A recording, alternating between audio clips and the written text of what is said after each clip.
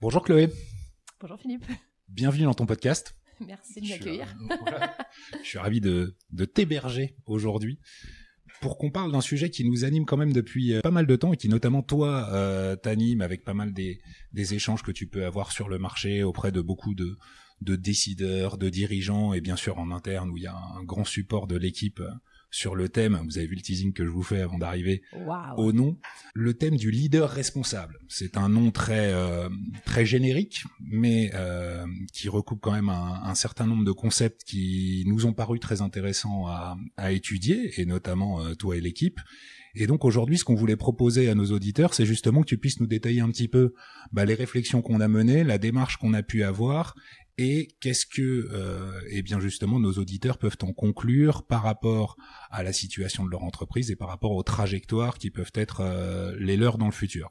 Oui, alors vaste sujet quand on commence à parler du leadership responsable, mais le premier point, ça a été de se dire dans nos discussions d'équipe, on a tous la vision qu'on connaît sur le monde et je vais pas te redétailler les multiples enjeux du moment dont on parle et dont heureusement chacun a pris conscience. La question qu'on s'est posée chez Authentic Talent, c'était finalement est-ce que c'est une lubie de personnes engagées sur le sujet que de se dire qu'il va falloir embarquer les entreprises dans un leadership plus responsable, ou est-ce que vraiment c'est un sujet auquel les entreprises peuvent contribuer, sur lequel elles doivent investir? Est-ce que finalement développer des leaders plus responsables, ayant un meilleur impact sur le monde, c'est un sujet aussi profitable, au-delà de toutes les convictions qu'on peut avoir sur le sujet. Donc c'est vraiment ça a été un sujet de probablement 12 à 13 mois maintenant. Et on a compilé pas mal de données, on a essayé de récupérer toute la littérature un peu sérieuse sur le sujet pour investiguer et en tirer des vraies conclusions. Très intéressant, merci. Et c'est effectivement l'un des points de départ que tu avais, je crois, en nous faisant réfléchir autour de cette offre. C'est vraiment la dimension que dans le monde, effectivement, qui évolue, et on reviendra pas sur tout cela, le fait d'être responsable peut permettre aux entreprises d'être meilleures demain, à la fois pour leurs clients, pour leurs collaborateurs et pour leur performance économique, ce qui ne fait jamais de mal. Et alors, en fait, on a beaucoup de statistiques qui appuient ton propos, mais avant d'arriver sur un chiffre, c'est vrai qu'on s'est lancé directement sur le sujet du leadership responsable.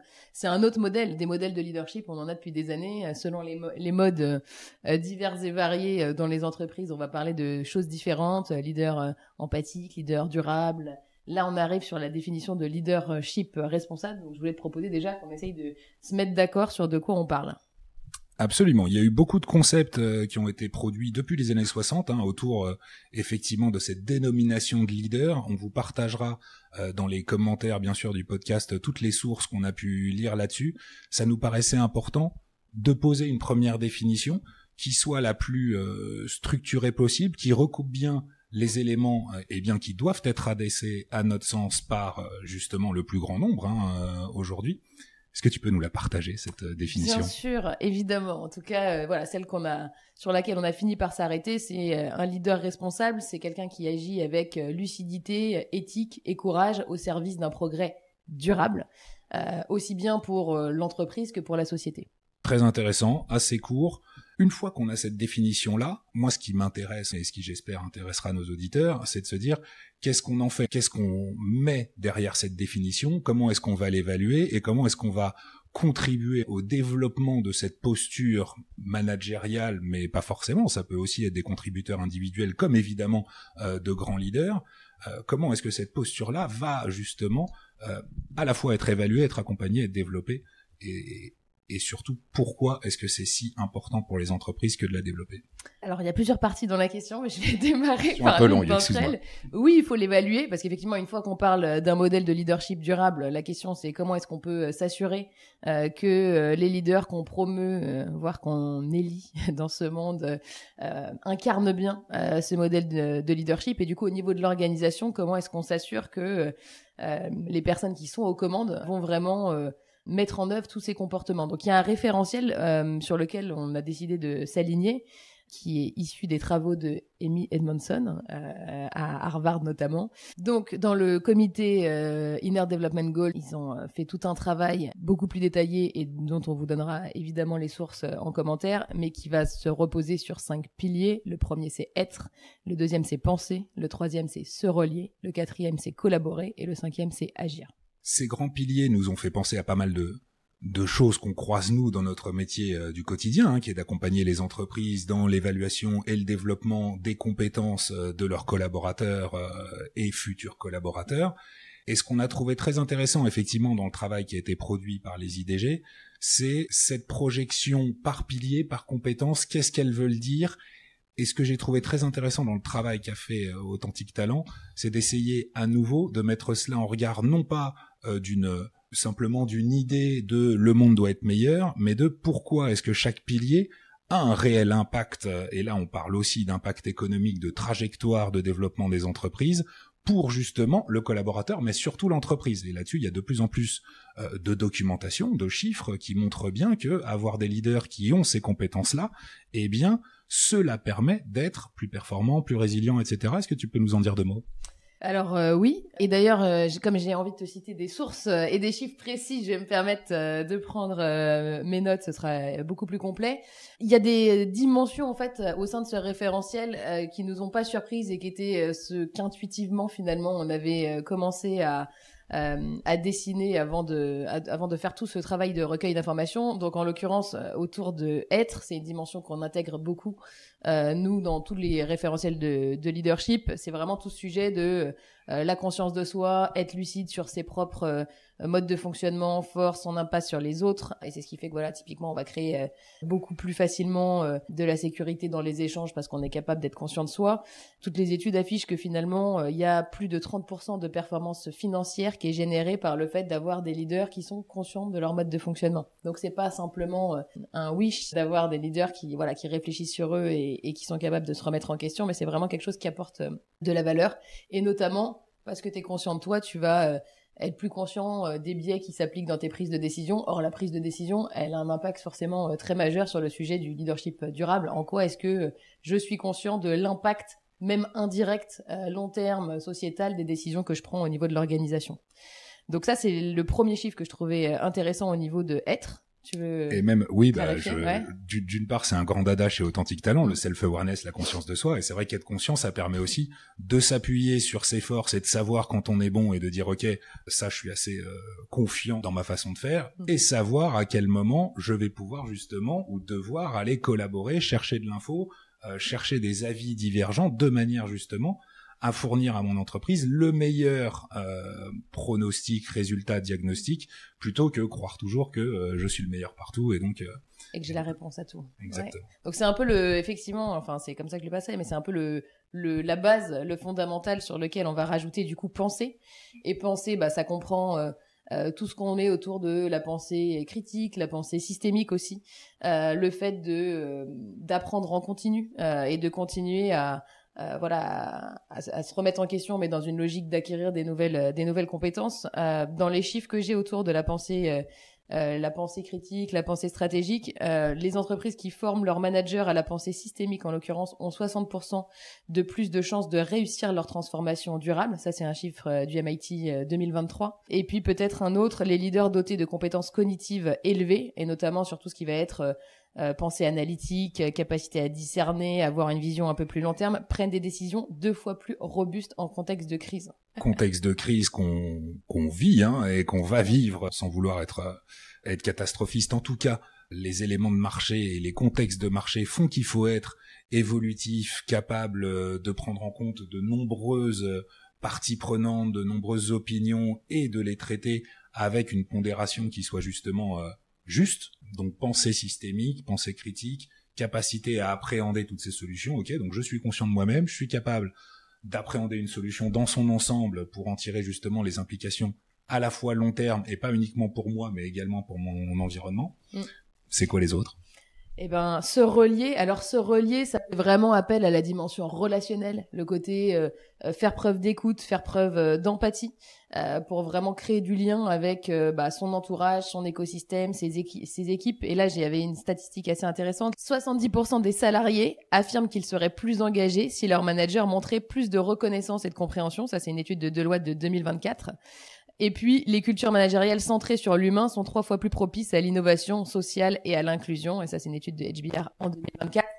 Ça, c'est des chiffres qu'on utilise assez souvent aujourd'hui dans toutes les logiques d'accompagnement de leaders dans l'absolu, en fait. Et c'est toujours, et notamment autour de tout ce qui est leadership inclusif, qui fait partie de nos sujets préférés. Mais effectivement, on voit qu'on peut complètement le rattacher et l'inclure dans cette dimension de leadership durable. Donc la capacité à gérer les parties prenantes, c'est aussi gérer les opinions diverses et être capable de créer du lien pour justement aller accompagner cela sans être non plus trop empathique, entre guillemets. L'empathie va être au service de cette compréhension globale et mutuelle. C'est à peu près ça ? C'est exactement ça. Et effectivement, et par le côté écoute et permettre à chacun d'exprimer des points de vue, d'exprimer sa singularité, en fait, par le côté inclusif, tu t'assures de prendre des décisions qui sont enrichies, de limiter les biais, etc. Donc, c'est vraiment ça que ça va apporter. Donc, du coup, je passe sur la 4e, qui est collaborer. Et donc, collaborer, on est vraiment là sur la dimension de co-créer, gérer les conflits, communiquer avec l'ensemble des parties prenantes, mais vraiment dans cette logique de co-construction.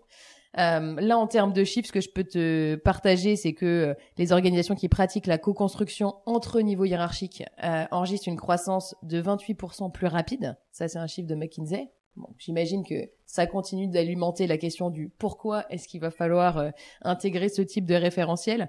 Et puis, j'en ai une autre qui est intéressante, c'est un climat de coopération transversale améliore de 32% l'efficacité des projets de transformation durable. Donc, il y a vraiment tout ce sujet de créer un climat, créer une culture où la collaboration est vraiment au centre. Et tout ça, évidemment, au profit de faire émerger des solutions qui sont collectives.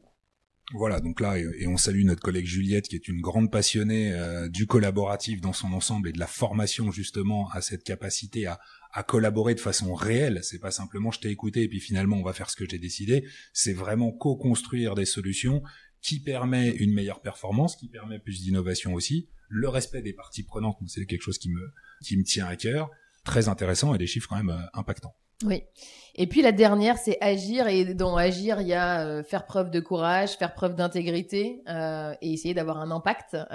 Puisque une fois qu'on a tout bien pensé, il y a un moment où il faut aussi aller de l'avant. Et donc aller de l'avant, ça veut aussi dire comment est-ce que concrètement on incarne tous ces comportements dans les actions qu'on met en œuvre. Et là-dessus, j'ai des statistiques qui sont aussi assez édifiantes. Une orientation forte vers le sens et la mission augmente l'engagement des collaborateurs de 57%. Donc, il y a vraiment cette idée de comment est-ce qu'on incarne dans nos actions les valeurs et les orientations qu'on promeut. Et puis la deuxième, les entreprises dont les leaders incarnent leurs valeurs obtiennent une croissance 42% plus élevée de leurs valeurs actionnariales sur 5 ans. Et ça, c'est une étude de EY de 2023. Donc, je pense que voilà, ça remet en évidence l'importance de l'alignement entre les valeurs, les actions et toutes les orientations que prend l'organisation. Oui, ce qui est beau, c'est qu'au travers du prisme du leader responsable, on retombe sur beaucoup de convictions qu'on partage avec beaucoup de nos auditeurs et de nos clients sur le fait qu'effectivement, il faut être conscient, il faut savoir travailler ensemble, il faut de la diversité pour plus innover et incarner ces messages, incarner ce qu'on communique lorsqu'on est en train de recruter, les valeurs de l'entreprise, etc.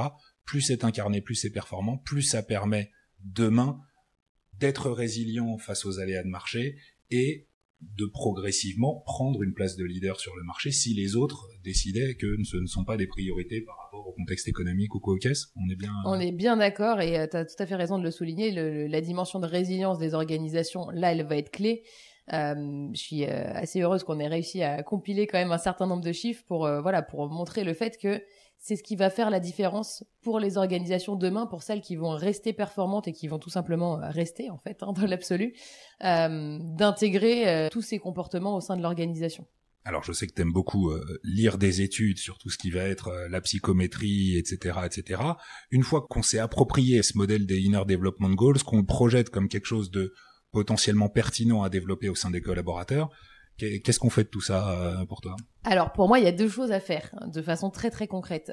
C'est pas un choix, c'est-à-dire que je suis pas en train d'essayer de te convaincre qu'il faut le mettre en place. En fait, aujourd'hui, c'est une nécessité pour les organisations. Donc la question c'est plus quand est-ce qu'on le met en place. Et ma recommandation c'est très vite, dès maintenant pour ceux qui l'ont pas fait. Et à quel niveau? Le premier pour moi, c'est toutes les décisions de sélection, de promotion. En fait, si on parle de leadership responsable au niveau de l'organisation, mais qu'on continue à promouvoir des personnes qui n'incarnent pas ces dimensions, on commence à avoir un fort désalignement. Donc, à quel moment est-ce que je vais aller évaluer concrètement mes candidats externes, mes candidats internes, mes plans de succession avec ce prisme-là? C'est génial de se dire, on pense que l'organisation doit être responsable, doit être durable, mais si à chaque fois qu'on prend une décision de qui va être aux commandes, on continue de le faire sur des modèles anciens, voire dépassés, ça n'a aucun sens. Donc, au niveau de la sélection, ma réponse numéro 2, c'est il faut accompagner aussi les gens. C'est-à-dire qu'en fait, il y a déjà des personnes dans l'organisation, il y a déjà des leaders qu'on a développés sur plein d'aspects. Pourquoi ne pas les accompagner et les renforcer sur les 5 piliers dont on s'est parlé tout à l'heure? Pourquoi est-ce qu'on les accompagne pas? Et pour moi, pour les accompagner, il y a un vrai sujet qui est l'auto-évaluation. Comment est-ce qu'on les aide déjà à comprendre où ils en sont? Parce que il y a beaucoup de personnes qui, parce qu'elles sont engagées, parce qu'elles ont beaucoup de convictions sur les sujets environnementaux, sociétaux, etc., parce que tu tries tes déchets le matin, comme tout le monde, comme tout bon citoyen chez toi, t'imagines du coup que t'es un leader responsable. C'est bien de passer par une phase où on va et c'est notre recommandation chez Authentique Talent, on va passer par une phase d'auto-évaluation où chacun des leaders va se noter très concrètement sur ces dimensions-là, et où ensuite on va l'évaluer et faire prendre conscience des gaps pour ensuite créer un plan d'action au niveau personnel. Comment est-ce que je peux être un leader plus responsable, avoir un meilleur impact sur mon équipe, avoir un meilleur impact en termes de décisions que je prends, mais aussi par rapport à l'organisation, un plan d'action qui te permet, dans ton rôle, de mieux contribuer au côté responsable de l'organisation. Et c'est là-dessus, je trouve, d'une part, une attaque très intéressante du sujet, et ensuite vraiment mettre le doigt un petit peu sur ce qu'on met derrière responsable. Effectivement, au sein d'une entreprise, quelle qu'elle soit, on n'est pas non plus en train de parler de trier les déchets. Ce ne sont pas que ces gestes-là qui vont vous amener, nous comme vous, à une trajectoire vertueuse et une capacité à résister à tout ce qui nous attend. C'est plutôt les piliers que tu décrivais, je parle sous ton contrôle, de capacité à collaborer, capacité à écouter des avis divergents pour justement ne plus décider de façon pyramidale, très top-down, etc., mais plutôt au travers d'un collectif. C'est ça qu'on va chercher à pousser au travers de cette prise de conscience pour mise en action. C'est exactement ça. C'est un excellent résumé. Merci. Merci. Nous, qui sommes distributeurs Hogan Assessments, fans de l'outil, c'est pas à toi que je vais l'apprendre. On va réaliser ça au travers de Hogan. Donc je passe à Hogan, j'ai un rapport dédié qui va m'afficher tout cela par rapport justement à mon auto-évaluation aussi. Je détecte mes gaps et ensuite je suis capable de me mettre en action, d'aller présenter cela à mon RH, à mon manager et d'avoir un support, d'avoir peut-être une communauté. Est-ce qu'on peut faire ça tout seul ou est-ce qu'il faut une équipe qui se mettent en branle de manière à ce que justement il y ait un impact au sein de l'organisation? Comment tu vois ça? Je pense que Hogan, c'est un outil hyper prédictif qui permet d'amener de l'objectivité, de la validité derrière l'évaluation de ces 5 piliers. Donc pour moi, c'est un excellent moyen pour poser le diagnostic et aider la prise de conscience de chacun. Mais c'est évidemment pas suffisant et pour moi c'est forcément une démarche partagée. Justement, ça incarne bien le côté collaboratif dont on a besoin. Donc pour moi dans l'organisation, la bonne pratique c'est de passer par une phase d'auto-évaluation, ajouter un assessment intégrant Hogan mais éclairant spécifiquement de façon personnalisée ce modèle-là pour une vraie prise de conscience. Et ensuite le travail il est de l'ordre de accompagner chaque leader sur qu'est-ce que j'en fais, comment est-ce que je traduis ça dans un plan d'action réaliste à court, moyen et long terme, et un plan d'action personnel. Si finalement je prends conscience de certains de mes modes de fonctionnement qui ont un impact sur mon écosystème, mes équipes, mes pairs, autant que je m'applique un certain nombre d'actions. Ça peut être des fois vraiment très pragmatique comme parfois plus long terme, et puis un plan d'action aussi lié à ma feuille de route et à mon rôle dans l'organisation que je vais partager avec mon N+1. C'est-à-dire que si, encore une fois, et je pense que c'est une bonne pratique de développement dans l'absolu, si je suis tout seul à regarder mon plan d'accompagnement que j'ai co-créé avec un coach, il y a très forte chance qu'il se passe rien. Donc comment est-ce que je partage cette feuille de route pour m'engager et puis aussi pour faire vivre ce modèle? Je partage ma feuille de route, j'arrive à convaincre des sponsors qu'il y a des actions à mettre en place, plutôt à nouveau en termes de collaboration, d'écoute, etc. Est-ce que c'est des choses qui se développent? C'est-à-dire que tu vas me dire que sur l'action, je suis à tel niveau et sur la collaboration, je suis à tel niveau. Est-ce qu'on peut voir en un an des transformations de la personne qui va vraiment pouvoir adopter une nouvelle posture et être capable d'être un agent du changement dans l'entreprise? C'est des choses, c'est pas comme les valeurs dont on a déjà parlé, qui sont plus compliquées, voire pas coachables. Là, on est vraiment sur quelque chose qu'on peut développer par la mise en action et par d'autres dispositifs. Comment tu vois ça? Complètement, ça se développe parce que c'est sous-tendu par des comportements très observables, donc on peut vraiment mettre en place un plan d'action qui est extrêmement concret, qui est mesurable. On peut mettre en place des KPI pour se dire si on se revoit avec mon manager dans 6 mois pour évaluer la façon dont j'évolue, il y a des choses concrètes à regarder. On peut compléter, on peut continuer à enrichir si on se revoit à 1 an également. Donc ça se développe complètement et après on peut mettre en face des actions de nature différente justement pour faciliter ce développement. Ça peut être peut-être de la formation sur ce sujet, peut-être des missions transverses sur d'autres, peut-être du coaching sur certaines dimensions. Donc ça dépend vraiment de chaque individu et le plan d'action il va vraiment être personnalisé. Très intéressant. À partir de là, moi ce que je retiens et j'essaye de synthétiser un petit peu ton discours, aujourd'hui et de tout temps, les entreprises doivent être capables de s'adapter pour justement aller plus loin. Aujourd'hui, ça passe, de notre point de vue, également par vraiment le mindset des collaborateurs, leur capacité à se projeter, à être alignés avec les valeurs de l'entreprise pour justement créer un collectif qui soit le plus collectif, intégré, on va dire, divers possible pour permettre l'innovation, la résilience et tout cela.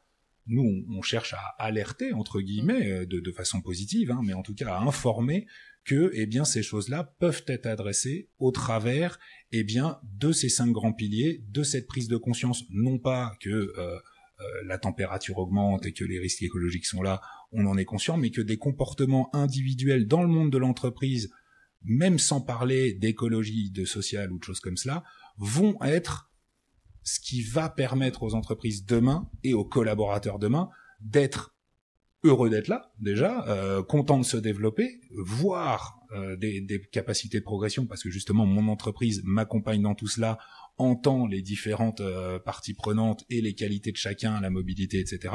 Et donc, c'est ça qui permettra demain une croissance durable, pérenne, etc., etc. C'est exactement ça, et je rajouterais que il y a plusieurs bénéfices. Il y a un bénéfice à titre individuel, c'est-à-dire qu'aujourd'hui, on parle beaucoup de la recherche de sens, l'anxiété des gens sur quel rôle je joue dans ce monde où je vois des dirigeants qui sont quand même tous sauf responsables pour une partie d'entre eux. Comment est-ce que je peux agir plutôt que d'avoir ce sentiment d'être spectateur? Finalement, si vous êtes accompagné sur votre leadership et sur des dimensions qui vous mettent plus aux commandes, plus en termes de responsabilité, ça redonne quand même un peu de pouvoir à chacun. On peut se dire, chacun à son niveau, on a quand même une pièce à ajouter. Et au niveau de l'organisation, on se rend compte avec les chiffres qu'on a cités tout à l'heure qu'une grosse partie des entreprises aujourd'hui ont pris conscience de la nécessité pour être encore là dans 10 ans et encore performant dans 10 ans, de se transformer. Il y a beaucoup d'entreprises qui affichent ces valeurs-là, qui disent clairement, nous, on a à cœur d'être une entreprise responsable. Et là, on leur donne un moyen très concret, un référentiel très applicable, de le traduire et de l'incarner. C'est une chose de dire, je vais être une entreprise responsable. C'est une autre de dire, je vais accompagner mes leaders pour leur donner les moyens, chacun à leur niveau, quel que soit leur métier, quelle que soit leur place dans l'organisation, d'être plus responsable et d'avoir un meilleur impact direct et indirect sur leur environnement. Parfait, et tout cela part évidemment de la prise de conscience de où est-ce que je me situe, d'un référentiel commun et partagé, histoire que déjà on parle de la même chose, quelle que soit l'organisation, et c'est là où effectivement les Inner Development Goals apportent quelque chose de mondial et de structuré, et donc on les remercie pour ce travail qui est quand même fantastique et qui est open source, qui montre bien aussi une vraie démarche qualitative là-dessus. Est-ce que sur ce sujet, pour te copier, il y a une question que je ne t'aurais pas posée et que tu aurais voulu entendre? Ça, l'arroseur arrosé. Écoute, non, Philippe, tes questions étaient passionnantes. La question que tu pourrais me poser, c'est où est-ce qu'on peut retrouver un peu plus d'éléments concrets pour ceux qui nous écoutent, qui sont convaincus par le sujet et qui doivent encore faire un travail d'éducation en interne ou de conviction. On a quand même vraiment compilé des données, à la fois hyper sérieuses, hyper robustes, etc. Donc, On va vraiment tout vous partager à l'issue. Et puis, je crois savoir, Philippe, que tu as rédigé un article assez complet sur ce sujet. Et je pense que aussi de l'offrir à ceux qui, justement, ont envie d'avancer sur ce sujet, ça pourrait être une bonne ressource additionnelle à tout ce qu'on n'a peut-être pas eu le temps de dire dans cet épisode. C'est un article qu'on partagera avec Juliette en parallèle, effectivement, du podcast. Je pense que là, on a effectivement une très bonne base. Je voulais finir sur effectivement les dimensions affichées. Mi-mai, il y a McKinsey qui a sorti son rapport RSE interne où ils montrent un petit peu tout ce que eux-mêmes font en interne.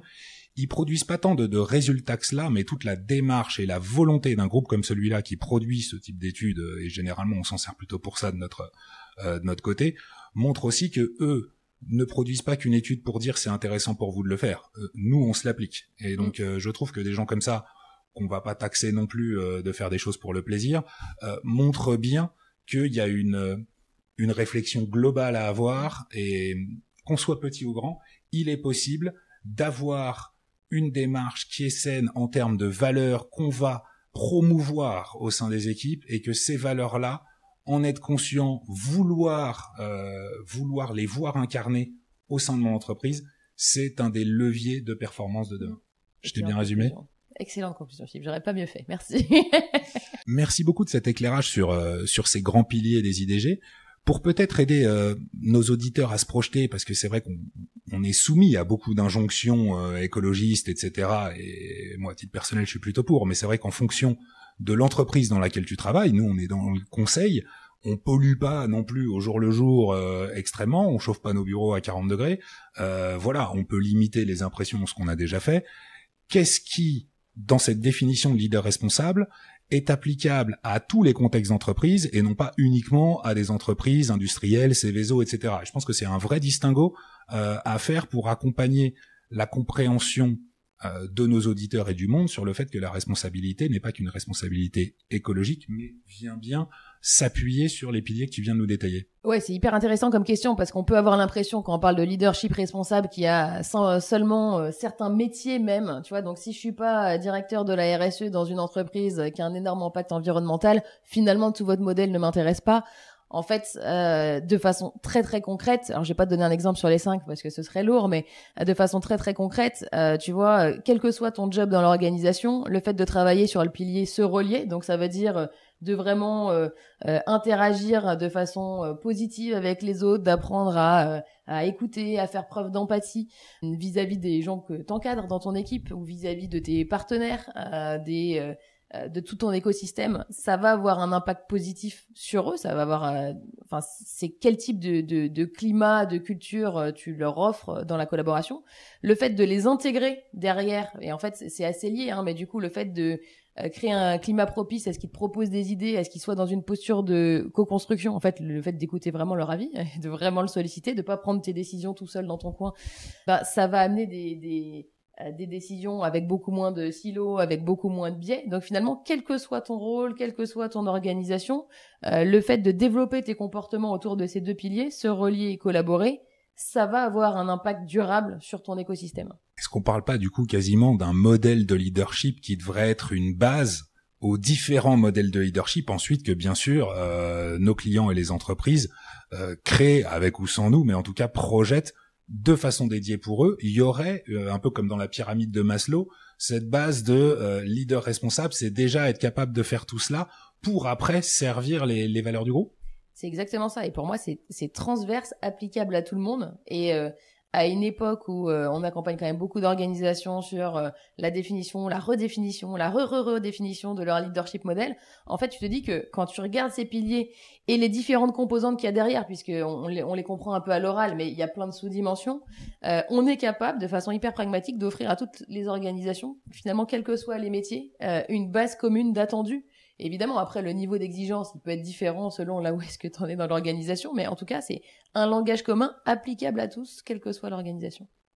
Super intéressant. Et c'est à disposition ouvert. Merci beaucoup. Vous retrouverez beaucoup d'informations et pas mal de documentation, effectivement, sur le site d'Authentique Talent où vous avez toutes les ressources que mettra Chloé à votre disposition.